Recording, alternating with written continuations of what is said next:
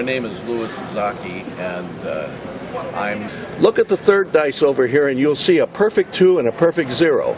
And what that proves is that the mistakes you see on the first 2 dice you looked at is not something that the mold did wrong. Because if the mold couldn't complete the 2, that would repeat on every single dice that came out of that tool. But you see a perfect 2, a perfect 0, and you also see a line under the 20 and a line under the 11. What people who don't make dice don't know is that there was a line under every single one of these numbers before the dice went into the rock tumbler. And the unskilled worker is told to leave them rolling around in that tumbler until he can stick his hand in and pull out samples that have no lines under them. And that meant that this dice, which didn't need any more polishing, continued to get it anyway. And that's what made this dice a misshapen piece. And if you were here in person and you could look, you would see that this dice is physically smaller than this dice on the end. Now, I need the assistance of a pretty stranger, and you look pretty strange to me, so why don't you come over here and demonstrate something else for the camera. I have here 2 dice that were made by that process. You can see that the flag is missing off the top of the 5, and there are other problems, but I'm not going to point every one of these out. What I want you to do is to put the triangle on the bottom dice in exactly alignment with the triangle on the top dice, okay? And hold them in your hand up at eye level. Any particular side? At eye level. No, it doesn't matter, because you're going to see the same problem all over the dice. No, hold it up at eye level where you can see what you're doing. Now, turn towards the camera. Do you see a gap between the top die and the bottom die? Or do those edges all meet? No, they don't. They don't meet. Does the dice on top feel a little bit unstable? Very little, but I do feel it. Yeah, okay. What happens is as these dice get tumbled, the edges get destroyed and the vertices are destroyed, and it leaves the faces with a surface like the belly on a pregnant woman. And so they can't meet, and it causes the dice to continue in motion. I have just reached into the bin over there and pulled out 2 of my rejects. This is my garbage. I want you to do the same thing with my garbage dice that you just did with these dice from Taiwan. And when you put those edges together, do they meet? Yes, sir. Okay. Do the dice feel like they want to tumble apart or unstable? They're solid no, contact, sir. right? Yes, sir. Okay, now if you'll hand it back to me and bring the camera over here, what I'm going to do is roll all 4 of these dice with one hand at the same time. And when I release the dice, they will all have a uniform amount of energy, and you will see the round edge dice continue in motion while my dice, the red ones, stop. Because the edges are going to do what the edges are supposed to do. They're going to give me a random outcome. Did you see how the orange ones continued to move? All right. Now I have a lot of people come over here and they don't know what they're talking about, and they say, "Oh, I like them rounded edge dice. It takes them a long time to stop. That makes it really interesting." But it's not supposed to be that way. That's why casinos have sharp edges on their dice, to give you random outcomes. But these dice roll killer numbers, and the guy who owns them says to himself one day, "You know, it's a long time since I've seen a 20. And then he thinks, "Oh, it's probably just my imagination." And so if he's a game master, he's prematurely killing off characters that deserve to live.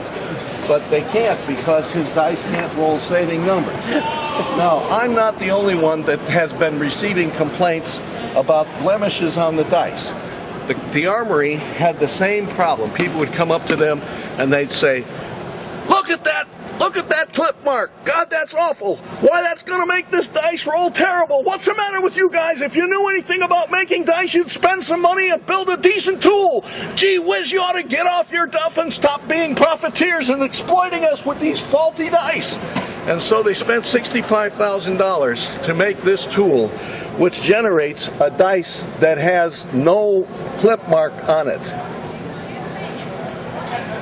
Those dice look horrible. What happened? Well, but it has no clip mark. That's now, true. As you look closer at this dice, can you see a circle inside the 0? Yeah, That's called the gate. And what happens is that's where the plastic is forced into the mold cavity at 2,000 pounds per square inch.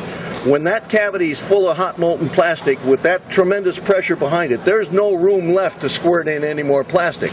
And that's the signal for the gate to close. Now the gate closes, but these dice have to cool, because if you open up that bowl tool right now, out flows something that looks like lumpy gravy. And if you wait maybe 10 seconds and you open it up, out comes Jell-O. All right? So you have to wait for that to cool. Do you remember from basic science the teachers taught you heat expands and cold Contracts. You got it.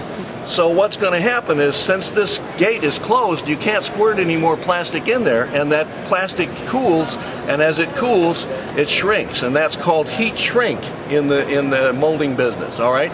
And they're not deliberately trying to screw this piece up. It's just that with today's technology, nobody knows how to beat that heat shrink problem. Now, I've had a number of people say to me, well, are your dice as good as casino dice? No dice are as good as casino dice, because these are not molded. They're machined to 1/5000th of an inch tolerance to be used for gambling purposes. And most people who make casino dice require that the dice be machined to 1/10,000th of an inch to beat the federal requirement by twice. So their personal standard is even higher. Now, to make it more simple and easier to understand, if I had 5,000 of these dice that were machined right on the money, stacked up, and next to them I had 5,000 dice that were stacked, but they were 1/5000th of an inch off, that stack would be either 1 inch shorter or 1 inch taller than the other stack. You look over here, and I've only got 10 dice, not 5,000. I've only got 10 dice, and they don't reach the same height. So you can see that what's going on is, when you buy these other dice, you get dice that don't do the job they're supposed to do, which is grant you equal access to all the digits that are on them. Now, there's a fella named Frederick Meyer who came to me with these 3 dice, and he said, I bought all 3 of them at Gen Con on the same day, and I used them equally for 6 months of gaming. After 6 months, I felt the dice I got from TSR were unreliable, and I put them on the windowsill and continued to use your dice for the next 2 years. You can see that even after 2 years, my dice look better than the TSR dice look after only 6 months of use. A lot of people come over to me and complain, your dice cost so much more than the other people. What the hell's the matter with you? Why are you gouging us? Well, there's 2 things going on here. The first is that my competitors know what their dice are worth, and they know their dice are worth less. Therefore, if you want worthless dice for less money, you can go to any one of my competitors and buy as many as you want and you can afford. But the other thing you have to remember is that my dice are made from the best material you can possibly get, and fresh oats cost more than used oats, even though the used oats have only passed through the horse 1 time. When all my competitors jumped into the dice business, their big reason for doing so was to make money. And so they looked for the cheapest plastic they could get their hands on to mold. And this is an example of some of the cheapest plastic and what happens to it after you start to use it. The edges break down and they change color, and the dice no longer perform the function of granting you equal access to all the digits that they're supposed to do. So they become almost as unreliable as the dice from Taiwan with the rounded edges, which become very predictable in the way they roll. Thank you. Now, you say you're not satisfied. You say you want more for your money. You say you're not believing what I'm telling you. All right, folks, I'll tell you what I'm going to do. I'm going to show you how I make dice. Now watch closely. I have here this big dice, and I have this little pen to catch them all in. 1, 2, 3. That's how I make dice. I knew you weren't going to like that effect, but I didn't know you weren't going to like it that much. Oh, that's all right. I know pity when I hear it. That effect is 10 years ahead of its time, and it's just your hard luck you had to see it this morning.